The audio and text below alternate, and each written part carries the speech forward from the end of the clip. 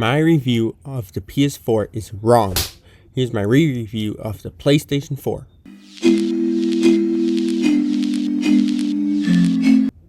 When I first wanted to make a video on the PS4, I thought it was going to be impossible. Why? Because I didn't have one.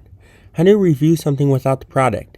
I was going to ask some of my friends if I could borrow theirs so I could get photos and hands-on footage of it. But luckily, my brother's friend was coming over to spend the weekend with us and was bringing his PS4. So we brought it over, I made the video, and we're done, right? But then my Xbox 360 video a couple months later, I had to correct something. The 360 controller is way better than the PS4 controller. Hands down. That's when I started suspecting the PS4 is not all that it seemed to me. And about 3 months ago, in July, one of my friends gave me his PS4 so I could use it in my PS Vita video. After I made the video and was ready to give it back to him, he decided to let me keep it.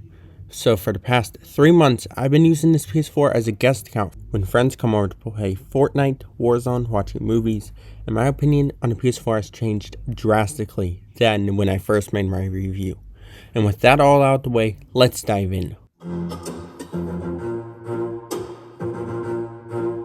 One thing that I realized about my PS4 review is that it's not really a review. Yes, it may have review in the title, but a review follows a structure. For video games, I find the structure to be design, games, issues, and conclusion, or something similar to that. My review did it, but it was 90% out of nostalgia from what I remember about owning a PS4 almost 2 years before I made that video.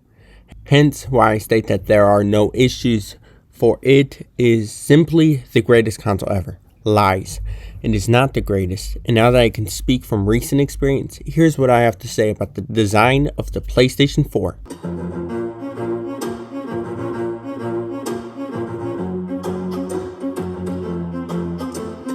So, the design of the PlayStation 4 Slim. Is it good? In my opinion, yes, it is good. It's very simple looking. It's a sleek, black, slim box. And that's all it needs to be. It's a gaming console that doesn't have to look cool. It just plays your games and fits right in with your entertainment center with whatever setup you've got. The user interface of the PS4 is good. I like how easy it is to make folders, go to your library, or change the wallpaper. The control center on the PS4 loads up decently fast, making it simple to switch users, adjust the sound, or turn off your PlayStation. Overall, Sony did good on the design of the PS4.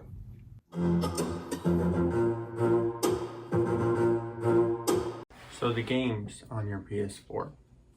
You have a really good selection of games. You have games like Ratchet and Clank. All footage of the games are going to be up here. Then you have Spider-Man 1, Uncharted, and God of War. And those are all really good games. I highly suggest playing them because I've played through them all and I like every single one of them except Ratchet and Clank. That one's kind of boring. But moving on, you also can play these free-to-play multiplayer games that everyone plays. Fortnite and Warzone if you want to get a kick out of first-person and third-person shooters. If you're looking to play PlayStation 4 games in 2024, then if you don't already have a PS4, just buy a PS5 because all PS4 games are playable on PS5 unless you couldn't afford a PS5 like the PS5 Pro. So you can just get a PS4 Pro, which are selling for about $170 nowadays on eBay and stuff. But yeah, like you've got like a lot of good stuff on here. Like these aren't even all my games, so like you're set if when it comes to PlayStation. But not every console's perfect. The PlayStation 4 is not an exception, and unlike my previous video where I said it was the best PlayStation ever, even though I have all these games, there are still issues with it. So let's discuss.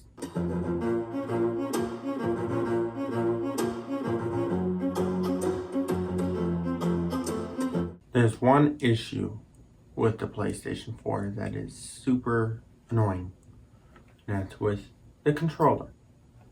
This thing, harmless, so harmless, is literally like grounded. It's like grounded to its own PlayStation because I cannot pair it with any other PlayStation 4. And I used to have two. I also cannot pair it to the PlayStation 5. And usually all other controllers can do it. But then my friend brought his controller over and I tried to pair it with my PlayStation 4, but it wouldn't pair. It just kept flashing for some reason. Like, come on, dude. Like, that's so annoying. It just keeps flashing and flashing, and I can't even, like, do anything about it. And literally, if this controller breaks, my PS4 is probably busted because nothing will, no other controller will connect to it. That is a very big problem with PlayStation that just started happening for some reason. I went to GameStop and they're like, oh, maybe you can just update your controller. How do you do that? YouTube isn't helpful because YouTube never has this problem. So there are no YouTube videos to help me. So if you guys know a solution, please let me know in the comments because I have no idea how to fix this. Another issue that I have is with the load times, the UI load time. Like, I was downloading a Call of Duty Warzone update. It was 8 gigabytes long. That's not a very long update, right? And it took me 3 hours. 3 hours to install. And also, I installed Spider-Man PS4. It's an average game, about 60 gigabytes. It took like 6 hours. It's ridiculous. I have a time lapse of like 3 to 6 hours of it installing, and the time lapse was 29 seconds long. So like, if you are just not getting a PS4 and you're not interested in cleaning it and you're not interested in updating that hard drive to an SSD, then all you have to do when you get it is put in your game and watch the blue line go across the screen with very annoying background music for hours. Welcome to PlayStation.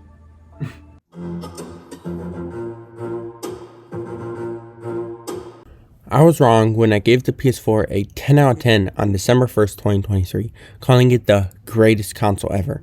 So I made this video to replace that one, and to make a video based on my experience with it now and not just off nostalgia. PlayStation 4 isn't the worst console ever, that goes to the Xbox One, but it isn't the best either. We don't have a best console ever yet, and I don't think we ever will, because no matter how good a console can be, it will always have some flaw that people like to harp on more than the good things it offers, like me. I think the PS4 is a good console and that's it. It's just good. So I'll give the PS4 a 7 out of 10. And so I hope you guys liked my review on PlayStation 4. Do you think it's better than my original review? Let me know in the comments. Please like, subscribe, and share. This is Game Gear 585 signing off.